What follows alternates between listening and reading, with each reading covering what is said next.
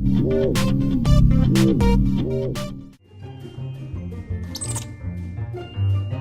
you tired of high-pressure tactics? No, I'm not going to sign that. It's too much. At Community Auto Group, you'll find we have a straightforward approach. If other dealers have made you uncomfortable, give Community a try. You'll enjoy your experience here and find a straightforward deal that's right for you, not high-pressure tactics. Community Auto Group, straightforward deals from the straightforward dealer.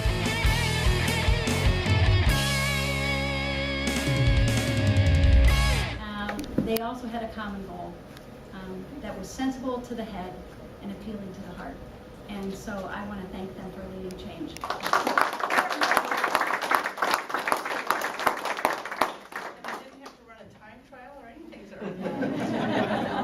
And in recognition of 11 years of service to the Mesa City Community School District, thank you, Dr. Hoffman.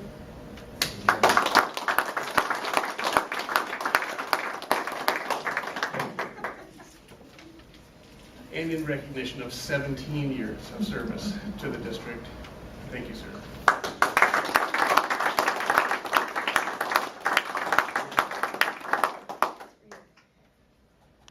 It's good work, and it's a thankless job, but it's good work, and I'm glad we have new people who ran and wanted to do this, and I think turnover is good and change is good, new ideas are good, so I wish the new board a lot of luck.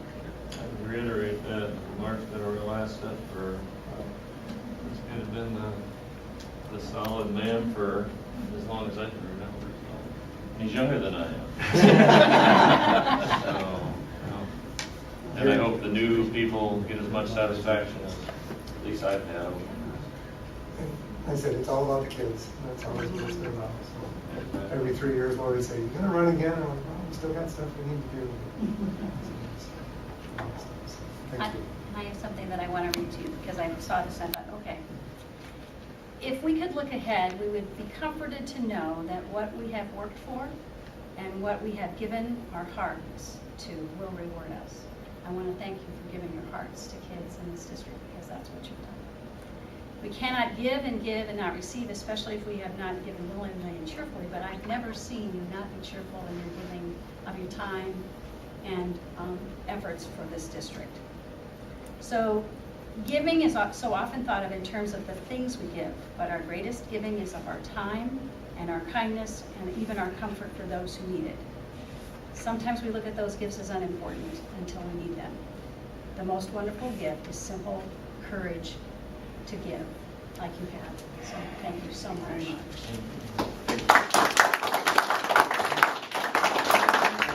$1,493 so far in property taxes. State aid, we do not receive any state aid for the months of July and August. That first payment, we just received word yesterday or today of what the payment was for this year. So the federal aid last year was $458,607. This year it's $438,648. And normally what the federal aid is, it's the Title I dollars that we receive from the federal government, which makes up about 4% of our total budget for the year. So you can see that the Title I money went down compared to what we received last year. Interest income, that would be on our CDs, savings accounts that we have, and all of our money is currently located at First Citizens National Bank. So the interest income last year was $2,583. So far this year we've received $2,074.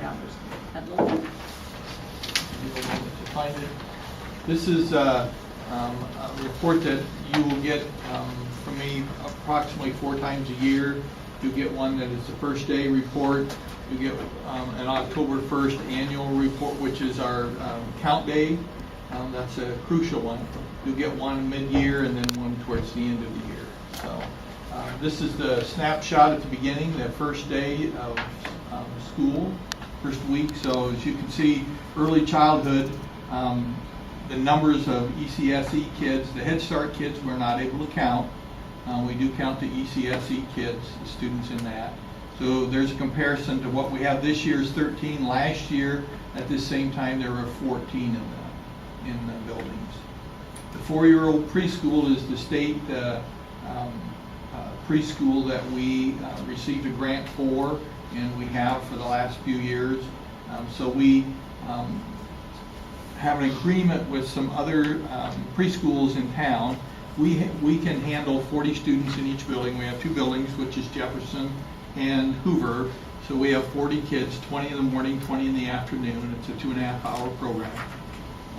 We also have a collaborative agreement with Washington and Charlie Brown, Westtown Charlie Brown, and also Sugar Plum. And so those students we're able to count.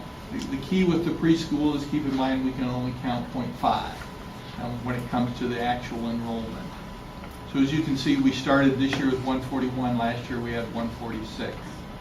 Elementary, here again we have it broke down by kindergarten through 4th grade, the numbers by each building.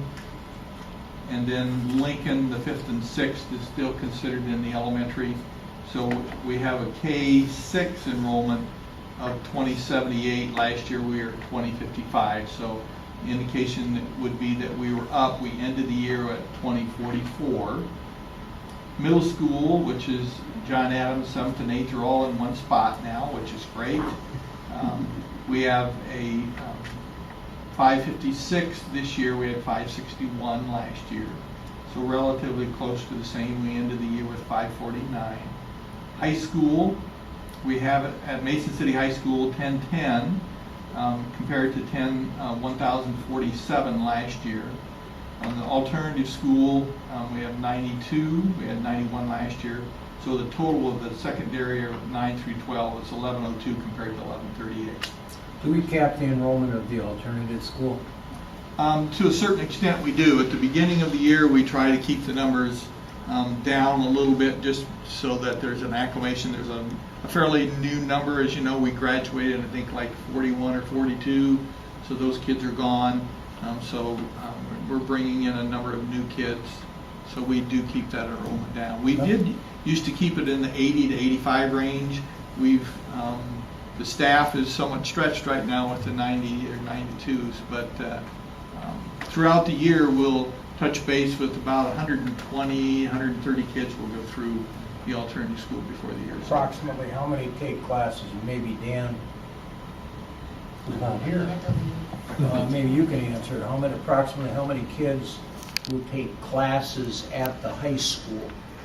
In the last couple of years, we've been a lot more flexible with that than we have in the past. Last year, we had 9 that would come over to the high school for some course or another.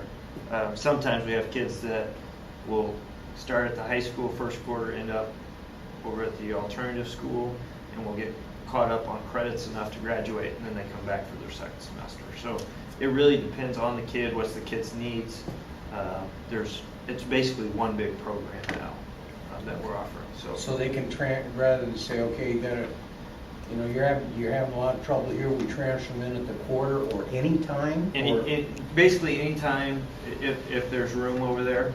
At the quarter break, sorry. Yeah. We only take kids new in at the end of the beginning of each quarter. So first quarter, second quarter, third quarter, fourth quarter, we enter new kids, new students to the alternative school.